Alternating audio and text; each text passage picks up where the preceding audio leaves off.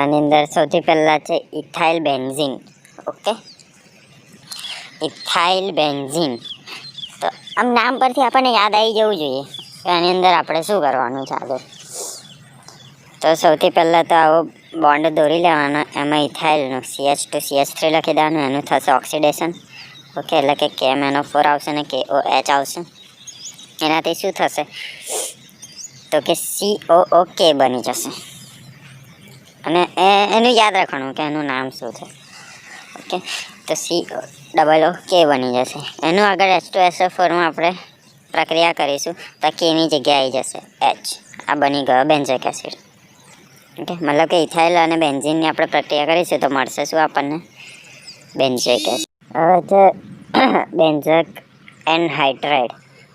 નામ સાંભળીને દિમાગમાં આવી જવું જોઈએ કે કેવું દોરવાનું છે આપણે. બંને બાજુ બંધ આવશે, વચ્ચે આવશે O અને બંનેનો બીજો O આવશે. એમાં પાણી સાથે પ્રક્રિયા કરીશું તો શું બનશે? એક જ બંધ રહેશે અને આ O તો એવું ને એવું જ રહેશે, પણ અહીંયા આગળ Oની જોડે આવી જશે H, પાણીવાળો H હાઇડ્રોજન, અને 2 ગણો થઈ જશે, ડબલ થઈ જશે. ઓકે, પછી છે બેન્ઝેમાઇડ. બેન્ઝેમાઇડમાં સિમ્પલ દોરવાનું અને એનું સૂત્ર છે CONH2. ઓકે, તો એનું પ્રક્રિયા થશે, જળ વિભાજન થશે, H2O થશે, H3O આવશે, D આવશે. તો એનું ખાલી આ CONH2ની જગ્યાએ ખાલી OH આવી જશે. બસ થઈ ગયું, બેન્ઝોઇક એસિડ બની ગયું. હા, નીચે લખવાનું કે એનાથી શું બને છે, કે બેન્ઝોઇક એસિડ બને છે. આ ટોલેન્સ પ્રક્રિયા અથવા તો રજત દર્પણ કસોટી, બંનેમાંથી કંઈ પણ નામ આપણને અલગ અલગ આપી શકે છે, પણ આપણને આવડવું જોઈએ. થિયરી જે છે એ આવડવી જોઈએ. જો સૂત્ર ભલે ના ફાવે, થિયરી છે એ તો લખીને આવવાનું. થિયરી તો કરી દેવાની પાક્કી. સૂત્ર થોડા તો યાદ રહેશે, અને લખ કરીશું તો વધારે યાદ રહેશે. ઓકે, તો તાજા જ બનાવેલા એમોનિયમ સિલ્વર નાઇટ્રેટના દ્રાવણને ટોલેન્સ પ્રક્રિયા કહે છે. તાજો જે સિલ્વર નાઇટ્રેટનું આપણે દ્રાવણ બનાવીશું, એમોનિયમ સિલ્વર નાઇટ્રેટને, એને કહેવાય ટોલેન્સ પ્રક્રિયા. ઓકે, હા, તો સિલ્વર નાઇટ્રેટ, સિલ્વર એટલે કે Ag કહેવાય, નાઇટ્રેટ એટલે કે NO કહેવાય. ઓકે, તો એનું આખું નામ છે AgNO3.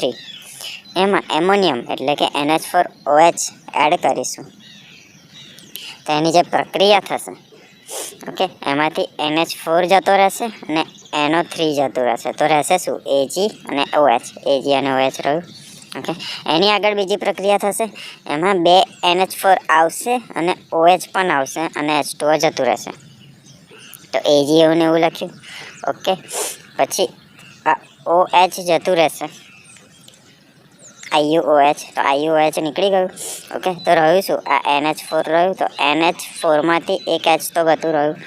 આ ઓલરેડી અહીંયા આગળથી એક H ગતું રહ્યું, તો NH3 રહ્યું. ઓકે, અને બહાર 2 પણ લખવાનું. અને પછી આ જે OH હતો એ OH લખવાનું. 2 કામ લખ્યું કેમ કે આગળ 2 જ છે.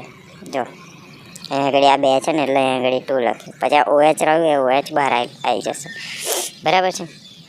રીત શું છે તો કે આલ્ડીહાઇડ જે સંયોજન છે અને ટોલેન્સ પ્રક્રિયાની સાથે ગરમ કરીશું તો આપણને સિલ્વર ધાતુ મળશે. ઓકે, જે કસનળીની અંદરની સપાટીની ઉપરના સ્તરે રચે છે એને કહેવાય છે રજત દર્પણ. મતલબ કે એ રજત દર્પણ બને છે. ઓકે, આ પ્રક્રિયામાં CHOનું ઋણ આયનમાં ઓક્સિડેશન થાય છે અને Ag+નું Agમાં રિડક્શન થાય છે. જે Ag+ હતું એનું Agમાં રિડક્શન થઈ જાય છે, મતલબ કે ઓછું થાય છે. મતલબ કે આલ્ડીહાઇડ છે, RCHO છે, એનું ટોલેન્સ એટલે કે AgNH3 અને 3OH છે, એનું બેઝિક માધ્યમમાં ગરમ કરીશું તો RCHO હતું એની જગ્યાએ COO આવી જશે, આ 2Ag આવી જશે અને પાણી છૂટું પડશે અને 4NH3 હતું એ 4NH3 થઈ જશે. મતલબ કે રજત દર્પણ આપણને મળશે. રજત દર્પણ એટલે કે 4NH3. ઓકે, બીજી થિયરી જ છે કંઈક. થિયરી તો લખીને જવાની અને સૂત્ર અમુક લખીશું તો સારા મળશે. ફેલિંગ કસોટી છે. આ કસોટી એલિફેટિક આલ્ડીહાઇડ સંયોજનો આપે છે અને કીટોન સંયોજનો નથી આપતી, ફક્ત આલ્ડીહાઇડ સંયોજનો આપે છે. એટલે એનું દ્રાવણ કયું હોય છે તો કે A અને B દ્રાવણોને 1:1 મતલબ કે સરખા પ્રમાણમાં ભેગું કરીને જે તાજું બનાવેલું દ્રાવણ હોય એ પારદર્શક હોય છે, મતલબ કે આરપાર દેખી શકાય એવું. પછી દ્રાવણ જે A છે એમાં શું હશે કોપર સલ્ફેટ હશે CuSO4 અને દ્રાવણ બી છે એમાં બેઝિક સોડિયમ પોટેશિયમ ટારેટ મતલબ કે સોડિયમ પોટેશિયમ NaOH નું દ્રાવણ હશે. ઓકે, તો ડાયરેક્ટ આપણે પ્રક્રિયા લખી લેવાની કે અને બીનું જે તાજું મિશ્રણ છે એને આપણે ગરમ કરીશું તો લાલાશ પડતા કથ્થાઈ રંગનો અવક્ષેપ મળે છે પણ કીટોન નથી મળતું. ઓકે, આવું રાખવાનું. આમાં જે ઋણ આયન છે એમાં ઓક્સિડેશન અને CO2 નું Cu2O Cu2+ નું Cu2 માં રિડક્શન થાય છે. એની પ્રક્રિયા નીચે આપેલી છે. ઓકે, પ્રક્રિયા છે પહેલાં તો આલ્ડીહાઇડ એટલે કે RCHO છે એમાં 2 કોપર અને 5 OH એ આવશે. એને ગરમ કરીશું તો આપણને શું મળશે? RCOO, પછી એક કોપર 2 અને ઓક્સિજન અને પાણી છૂટું પડશે એટલે કે 3H2O. ઓકે, હવે છે કાર્બોક્સિલિક એસિડના હાઇડ્રોકાર્બન ભાગમાં પ્રક્રિયા થતી હેલ-વોલ્હાર્ડ-જેલિન્સ્કી પ્રક્રિયા. તો કે જે આલ્ફા હાઇડ્રોજન ધરાવતા કાર્બોક્સિલિક એસિડ સંયોજનના અલ્પ માત્રાના લાલ ફોસ્ફરસની હાજરીમાં ક્લોરીન અથવા બ્રોમિન સાથે જે પ્રક્રિયા થાય છે એનાથી આલ્ફા હેલા કાર્બોક્સિલિક એસિડ બને છે. એને કહેવાય છે હેલ-વોલ્હાર્ડ-જેલિન્સ્કી. દિમાગમાં ફિટ કરી રાખવાનું. શું છે? તો કે આલ્ફા હાઇડ્રોજન ધરાવતા જે એસિડ છે એમાં લાલ ફોસ્ફરસની હાજરીમાં ક્લોરીન અથવા બ્રોમિન સાથે એની પ્રક્રિયા થશે તો શું મળશે આપણને? Alpha hello carboxylic acid. તો એને કહેવાય છે હેલ-વોલ્હાર્ડ-જેલિન્સ્કી પ્રક્રિયા. ઓકે, પ્રક્રિયા યાદ રહે તો લખવાની. એનું ઉદાહરણ કદાચ એકાદ ઉદાહરણ પૂછી શકે છે તો ઉદાહરણ લખી લેવાનું. પહેલાં તો પ્રક્રિયા શું છે? તો કે આલ્ફા હાઇડ્રોજનવાળા એસિડ એટલે કે RCH2COOH એની પ્રક્રિયા થશે. ઓકે, તો RCH એવો ને એવો રહેશે, નીચે એક X આવી જશે અને COOH એવો ને એવો રહેશે. બસ આટલું યાદ રાખવાનું. એવી રીતે લખવાનું સૂત્ર. બરાબર? ઓકે, પછી ઉદાહરણ પૂછ્યું છે તો કોઈ પણ એક ઉદાહરણ યાદ રાખી લેવાનું. મતલબ કે આ એક જ ઉદાહરણ છે, એક જ આપેલું છે. તો આ CH3COOH છે, એને આપણે ગરમ કરીશું. ઓકે, તેમાં Cl એડ થઈ જશે તો CH3Cl એડ થઈ જશે વચ્ચે. ઓકે, આ CH3 હતું પણ અહીંયા આગળથી H જતું રહેશે.